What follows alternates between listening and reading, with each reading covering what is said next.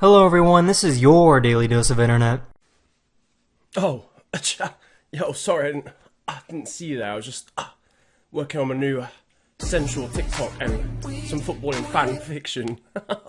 This is what it's all come to, ladies and gentlemen. I got an email in the post from my landlord saying, you gotta start making some more videos again and get more consistent, mate. And I was like, listen, say no more, boss man. Please like and subscribe to make up for the misery of this video. It's about 47 degrees in my room, I'm hungover, and I've decided that the best video to do today will be to merge the toxic fandom of football with the even more just toxic fandom of fan fiction, and then merge them together. If this video gets 12 likes, I will make a footballing fan fiction. Now, I've got the page up here, alright, and first of all, I'm seeing Mini Minter. Why is he here? We've got One Direction here. This is false advertisement. I have been missold, PPI. Oh, there's Neymar. Neymar's here. Just when I thought I could escape him for 1 minute. I can't wait to see 16 stories of him and his sister then on this website. We'll come to that later. The monetization on this video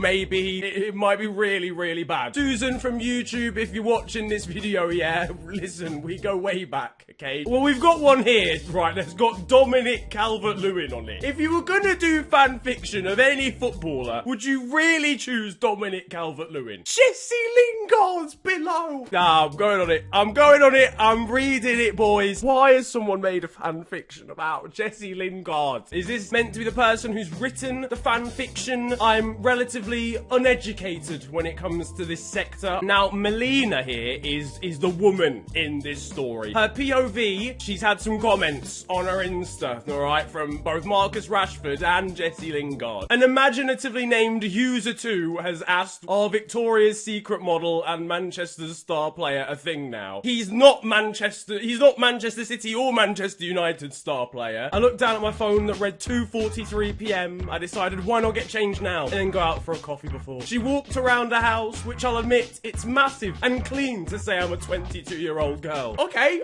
you didn't have to do that. You didn't have to do that to us, alright? You didn't just have to flex on, I don't know what that was. I don't know what. Oh, she owns an Audi R8? Yeah, alright, come on. Where did I get the money? You may ask. I'm a model, as is my mother, and my father co-founded Apple.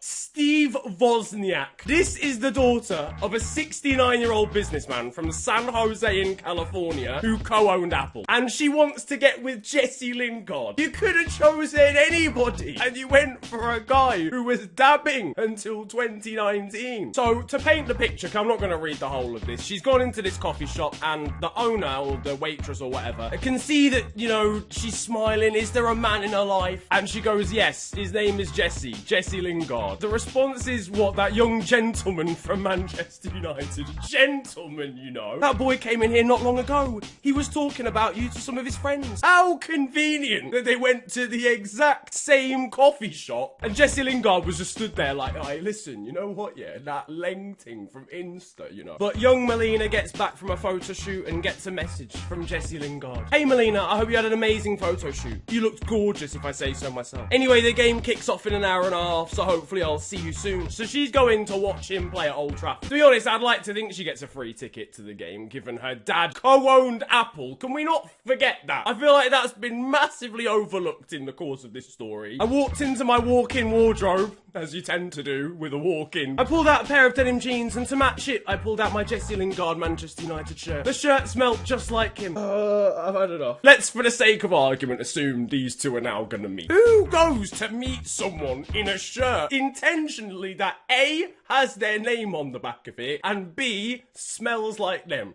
What are you doing with your life? Alright, there's been a severe twist in the tale here. It would appear as though Jesse Lingard is playing the field, and he's already got a girlfriend. And there's gonna be an argument, there's gonna be a fight, they're just gonna end up shagging, and that's the end of the story.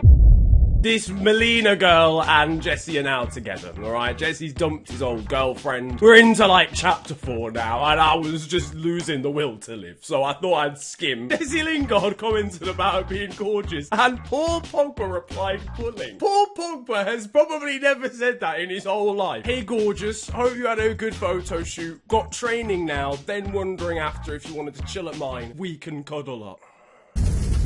I'm gonna vomit absolutely all over the place. Pulling up into Jesse's driveway because the gates were already open and now is currently behind me. Within a matter of seconds, a bright, energetic looking Jesse appears in front of me, wearing just a towel around his waist. I tried to keep my attention focused on his face, and I'll admit it was hard when his torso and V-line were exposed.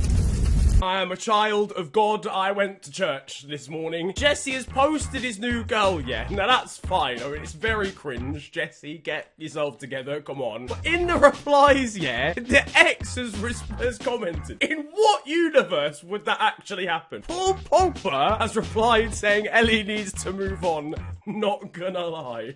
We're on to part 10. We're on double figures. We've arrived at a point, ladies and gentlemen, and I'm seeing words like punished and bliss, and all I know is it's about to become a mad thing. It's okay. It's all right, lads, because in part 12, all of this was a dream. It was all a dream. Rash Beans here is absolutely fuming. Mate, my heart nearly stopped when I noticed it was a dream. I wish all of this was a dream, honestly. I've had enough. That's it. No, we're not seeing the climax. Bad choice of words. Should not have used that one. We're on part 17. Okay, for a start, I don't know how many parts this has. We have now reached a point in the story where Juan Mata, out of nowhere, could I just say, he's not been involved in this story at all. He's now trying to steal this girl off Jesse Lingard. Why? Why? Juan Mata's like 10 years older. I've had enough. We're moving on. We've got one here called Loving Trent. He's a footballer. He's famous. Freaking hot. Oh, God.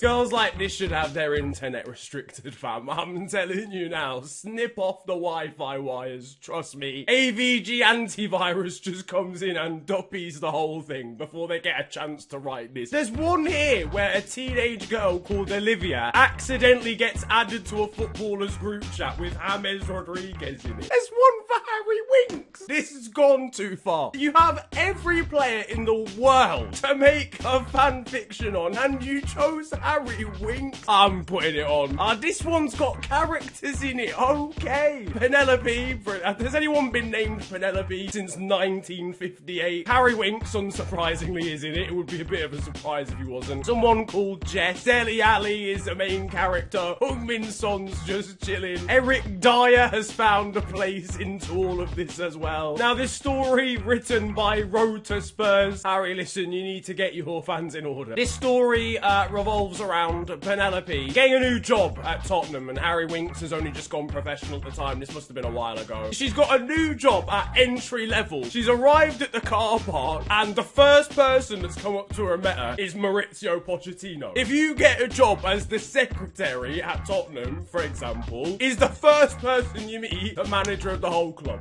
Probably not. Minor details in it. Minor details. She's looking around the changing rooms and she sees Harry Winks on her shirt and then questions Harry as a Tottenham player. How are you getting a job at Tottenham, yeah, and you don't know he plays for... How did she pass the interview? What did she even have on her CV to even get this job in the first... This is not what I should be arguing about. What has she actually been employed to do? Because the next part of this is talking about how she likes Harry Winks and da-da-da-da-da. And flipping Fernando Llorente has just randomly walked up to her and been like, oh, you fancy him, don't you? Fernando Llorente is a 35-year-old man. All right, fine, I admit it, but you can't tell anyone. Fernando, yeah, of course we won't tell her soul. You've not even spelt soul correctly. Yeah, man, don't worry. We're not gonna tell the bottom of anybody's feet. It's now been about 3 weeks. Harry Winks has told her that he loves her. It's all a bit mad, to be honest with you. Harry, big man, you're not even getting into the first team, and now you're trying to start up a relationship. You're worried about the wrong kind of starting. Would it even be an FNG video if I didn't do something about Neymar? I'm gonna have to click on the tag and see what comes up, man. Dark moves of love. Why is everybody called Olivia? His maid. Oh God, this is gonna be so bad. I'm gonna read it. This is gonna be absolutely awful. You know what it is, right? It's all the ham at the start. I don't care about this build-up. If you're not the co-owner of Apple, just get out. Oh This is the absolute worst one yet. Alright, so she's got this job yet at a hotel. I don't know who it is. What's her name again? I don't know. I don't care, quite frankly. Probably Olivia. For the sake of argument, we're just gonna call her Olivia. The woman that's hired her has gone, Master should be seeing his guests out soon, so I can take you on a tour of the house. Which I guess is like a, if you call the master, it's a very posh way of saying like you own the hotel or you own the house or whatever, I don't know. Master, meet your new maid. I've been so caught up with Beatrice, I hadn't even heard the footsteps behind me. Leaning in the kitchen doorway with a wine glass in his tanned hands was none other than Neymar Jr. He took a step forwards into the kitchen and he chuckled, a deep sound emanating from his body. I am your master, Liliana.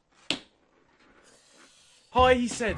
I'm Neymar. I'm Liliana. Liliana, he nodded slowly, tasting my name on his... No, this is actually... no. So it's her first day on the job. She's going to clean Neymar's room or something. I don't know. She's about to go through one of the doors, but then hesitates when she hears weird sounds emanating from inside. Naturally, assuming it was an intruder or some kind of burglar, she gets a vase or whatever. She bursts in. There were two bodies on the bed, one over the other. Both their faces covered by the girl's dark hair. But I'd recognize Neymar's tattooed arms and chest anywhere. Sick, yeah, calm. So she just walked in on Neymar and some other... I know this is gonna be a 47 chapter thriller about how she now has to defeat this other girl in order to win Neymar's heart, only for him to then go and get with his sister anyway. What's the point? Anyway, listen, lads, I can't do any more of this. I just can't bring myself to do it ever again. Or maybe I can. Listen, 14,000 likes on this video and I'll do a part 2 where I potentially write the intro to a footballer fan fiction, alright? So get that done down there under the video. But I hope you guys have enjoyed. Slap a like on the video if you did and subscribe if you are new to the channel. You can also follow me on social media. It is at the official FNG on Twitter and on Insta. But it's been a pleasure ranting at you guys today. Have a wonderful day. Enjoy yourselves. And whatever you do, please don't write fan fiction, fam. There's better things to do in life.